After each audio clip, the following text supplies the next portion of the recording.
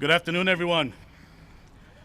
Thank you all for being here. It's actually such a beautiful day today to have this ceremony and this dedication for Mr. Burton. Mayor Janey, Councilor Flynn, members of the Burton family, friends, and fellow veterans.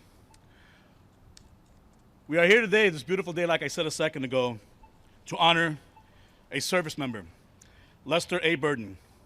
He exemplified what a service member is, what a veteran is. And that's why these signs are called hero squares, because he was just that, a hero. Hero squares allows us to pay tribute and honor our fallen service members in a very visible way, and a permanent way. Having the squares is meaningful to the family and friends of the service member, but also to the community that they lived in. These heroes were our neighbors, and they were our neighbors here in Boston, and they paid the ultimate sacrifice for the freedoms that we all enjoy here today. Each square, when you look at it, has a gold star. That gold star is a symbol that represents the family, because when a service member dies in service, that family becomes a gold star family. But being a gold star family is an honor that no family wants. No wife wants to lose a husband. No father wants to lose a daughter. No sisters wants to lose a brother. And no brother wants to lose a sister. But it's proof that service members don't serve alone. When service members serve, their family serves alongside with them. And Boston is a truly great city, and it's wonderful that we dedicate hero squares to show everybody that passes through our neighborhoods that freedom comes with a price. And we have many fellow Bostonians today also serving around the world. Right now, it is my honor to introduce a person who really is an advocate for our veterans, and she's our mayor, Mayor of Boston, Kim Janey.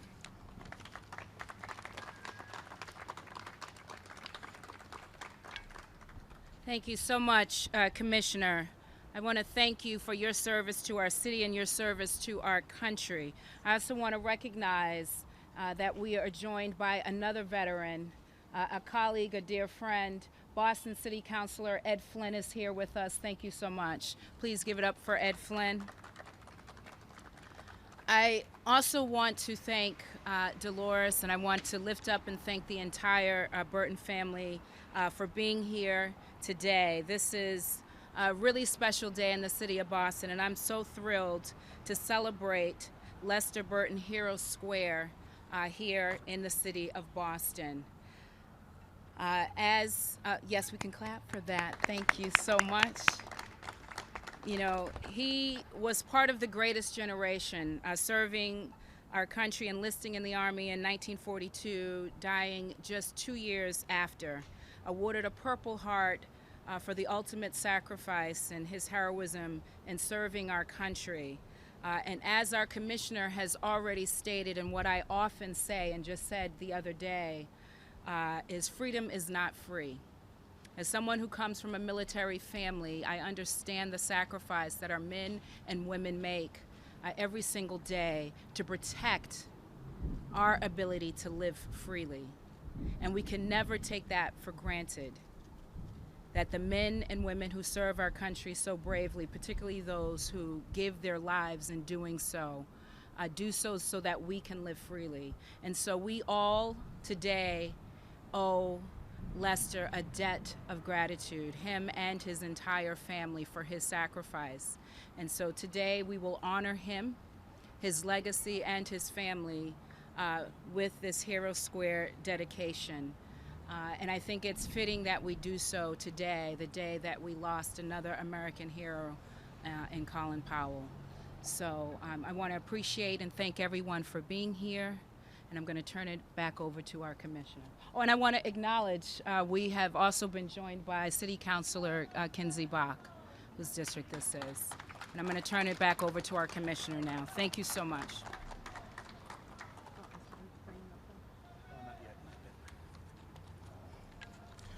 Thank you, Mayor Janey.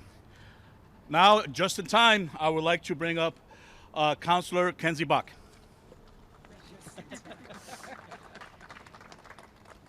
Thank you so much, and thank you so much to the Burton family for being here. It really is an honor for all of us in the city of Boston to be part of this today. You know, I was reading up, and Lester Burton died in September 1944. That was the deadliest month for the 80th Division of the whole war. And so, you know, I think it's important to remember in this moment that he was part of a group, brothers in arms to the left and the right, who shared together in this terrible sacrifice. And he was also part of a group in the sense of representing all of us, representing his country in a faraway field abroad. But I think in moments like today, what we all focus on and what we should focus on is that he was also an individual. He was a young man who grew up, learned tap dancing right around here, went to ballrooms a stone's throw from here, and he was a beloved member of the Boston community. And I think in these moments, you know, we throw out those phrases, the last full measure of devotion, a terrible sacrifice. I think we all just have to focus on the fact that in some sense when we send Americans to fight and they die, you know, it's like lighting a Stradivarius violin on fire because you need kindling. Each of those people are an individual who means so much to their family and their community. And that's something that, you know, it's very important that this country take a responsibility to never do except when absolutely necessary. Because it is such a sacrifice that our whole community makes and that he made. And even though there, you know, are many decades that separate us from him now, I know that that his whole family and community remain touched by the time that they lost with him and by the amazing sacrifice that he made on our behalf and that this country asked him to make. And so I'm so proud as a city councilor for this district to know that we will be permanently honoring him in a way that will make people look up and remember the community that he was part of, those who fought and died for us abroad, but also remember him as an individual. So I'm very proud to present, along with Councilor Flynn, who I know will speak in a moment, and the mayor, and on behalf of the whole Boston City Council, we do have a resolution in his honor today, but I'm very glad we'll have that permanent memorial. So thank you so much. Thank you, Councilor Bach. Right now I want to call up a friend of the family. He's also what I call a shipmate. We both served in the Navy. He served, he's an Enduring Freedom veteran, Councilor Ed Flynn. Thank you, Commissioner Santiago, and thank you for your service, Commissioner Santiago. And I also want to say thank you to Mayor Janey as a city councilor and as the mayor. She's been an excellent advocate and leader across Massachusetts and Boston, of course, in support of veterans and military families. So I want to say thank you to Mayor Janey for her tremendous leadership in supporting veterans. It's great to be with my colleague as well, Councilor Kenzie, and with the Burton family especially. You know, every day is Memorial Day for you. You never forget the pain of losing a loved one who made the supreme sacrifice for our country. Lester didn't come back to Boston to enjoy, you know, the life that we had, raising a family, contributing as a parent, involved in your child's activities. So that pain never leaves the Burton family. It's always there, and we as a country should remember that service, that sacrifice, and that pain also.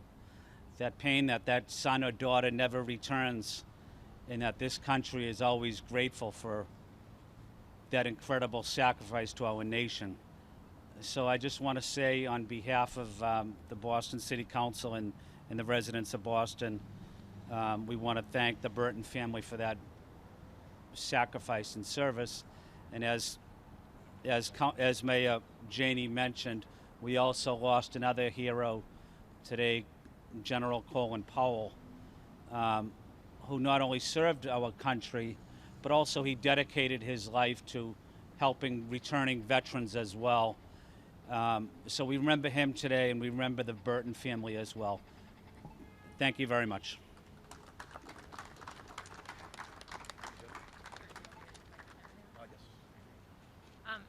if I could. Let's do this first. And then. Okay, yeah, one. All right. Next, I would like to call up Lester's sister, Dolores.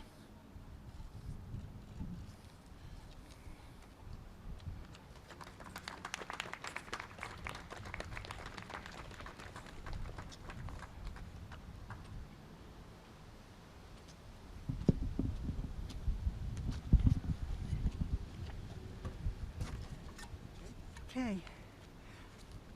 Well, I'd like to thank the city officials who have joined us here today to honor my brother Lester. Mayor Kim Janey, as mayor, you represent all the citizens of Boston who are, in a sense, present through you. District Councilor Kenzie, you brought the request before the City Council and made this possible. Councilor Flynn, you were one of the people who got the ball rolling, I understand.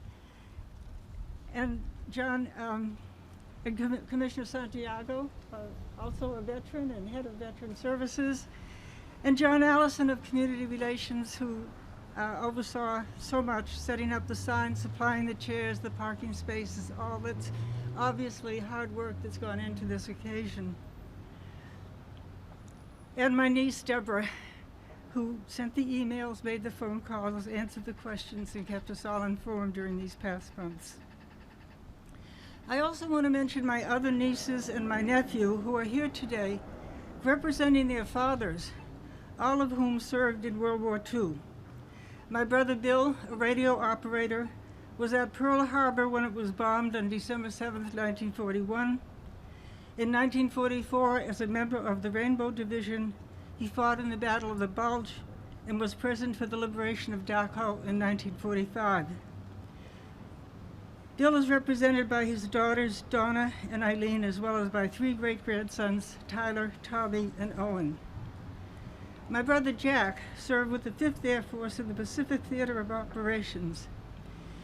As an airplane mechanic, he was tasked with repairing planes, sometimes while Japanese gunners flew overhead, strafing the area and threatening to blow up the fuselage.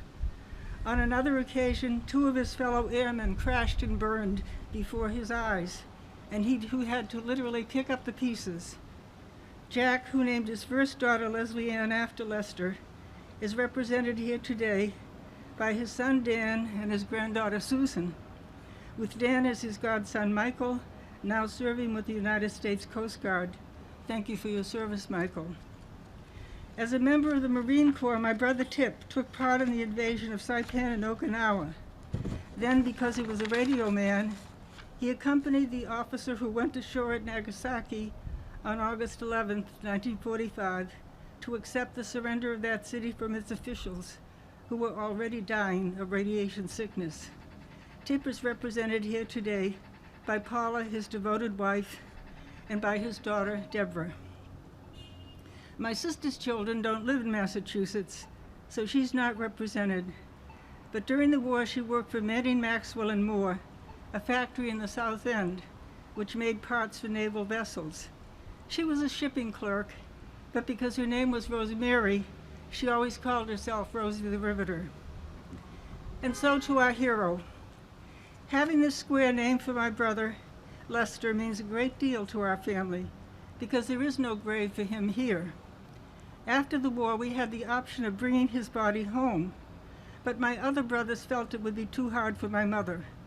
So Lester rests in the military cemetery at Épinal in the beautiful Vosges Mountains of eastern France. It also means a great deal to have this corner named for Lester, because he spent so much time here as a child. Lester Anthony Burton was born in Albany, New York, on October 12, 1918, while his father was fighting with the 127th Machine Gun Battalion in France. By the time he was 18 months old, my parents had moved to Boston and lived on Batavia Street, now known as Symphony Road. In the next 6 years, the Burton household was joined by Jack, Bill, Sis, and Tip.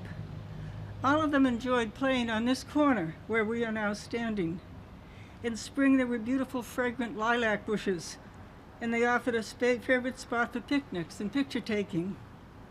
If they were lucky, they would see some people riding by on horseback, for in those days there was a stable at Forest Hills, where people could rent horses and ride them along the Emerald Necklace and through the Fenway to these gates. Across the way, there used to be a large trough filled with water for the horses. One July day, when he was about 5 years old, Lester came up here with his brother Bill. He had some matches and firecrackers, which he proceeded to light. Unfortunately, a spark ignited his shirt, and his whole right shoulder was engulfed in flames. A passerby saw this and dumped him in the watering trough to douse the flames. Lester spent the rest of the summer in the hospital. The burn left a large, ugly scar on his right shoulder. We thought it might keep him out of the service, but the Army had no problem with it, and so in September 1942, he joined the Army. By 1944, he was a member of Patton's Third Army in the drive across France to the German border. His letters tell of heavy nonstop fighting, of close calls, of bathing in rain-filled bomb craters. By the end of August, they reached the Moselle River, and on September 1st, the Lorraine Campaign began. This campaign is documented in the United States Army Center for Military History, but you don't hear much about it because it was disastrous. Patton had moved his army ahead of their supplies with a resulting shortage of fuel and tank support. Eisenhower refused needed reinforcements because he wanted the main thrust into Germany to take place further south in Alsace, and so there was no air support. On September 4th, Lester's battalion was ordered to secure the high ground in the banks of the Moselle. On September 6th, they succeeded in establishing a bridgehead at Hill 326, but not long after that, the Germans counterattacked, and Lester's unit, Company E, got the worst of it.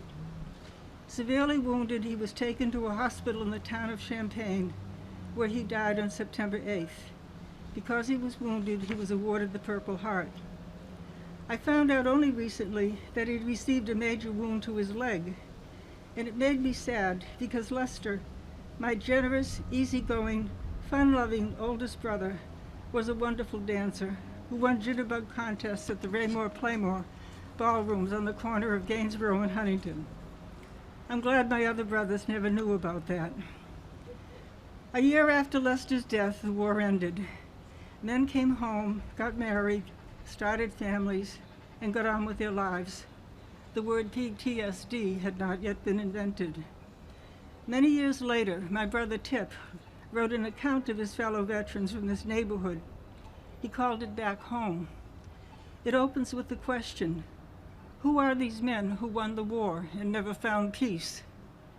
The answer is a series of powerful sketches about wounded men, angry men, depressed men, men missing an arm or a leg, men who committed suicide or drank themselves into an early grave. These men did not die in the war, so they will not get a hero square. But if Tip were here, he'd want to remember them on this occasion. So when the bugle plays taps, let us also honor Bill Nutley, George Flynn, Tommy Rafferty, Jeannie Hanscom, Russell Coker, Georgie Love, Joe Greensmith, Harry Donovan, Mike Cornelis, George McPhee, Frankie Grover, Alan Walsh, Bobby Murray, Sonny Higgins, Gil Trunkett, Louis Atwood, William J. Burton, John F. Burton, Edward J. Burton, along with Lester Anthony Burton. May they all rest in peace.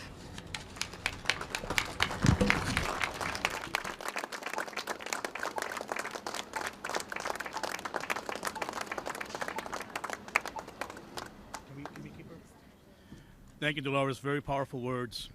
At this time, we would like to present the City Council proclamation to Dolores.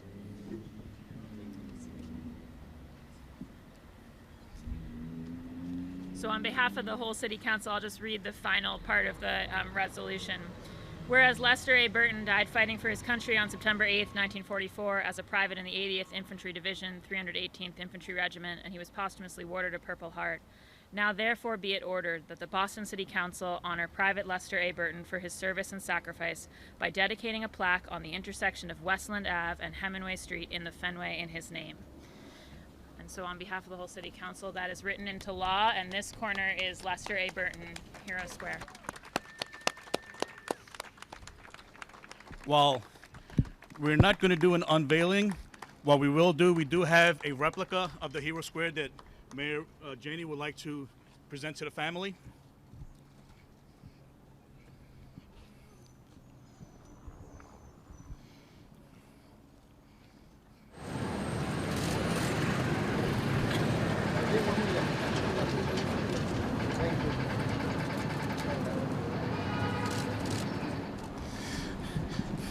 That concludes our presentation. Thank you, everyone, for being here. Thank you, Mayor Janey, Councilors Flynn and Bach. Thank you all for coming.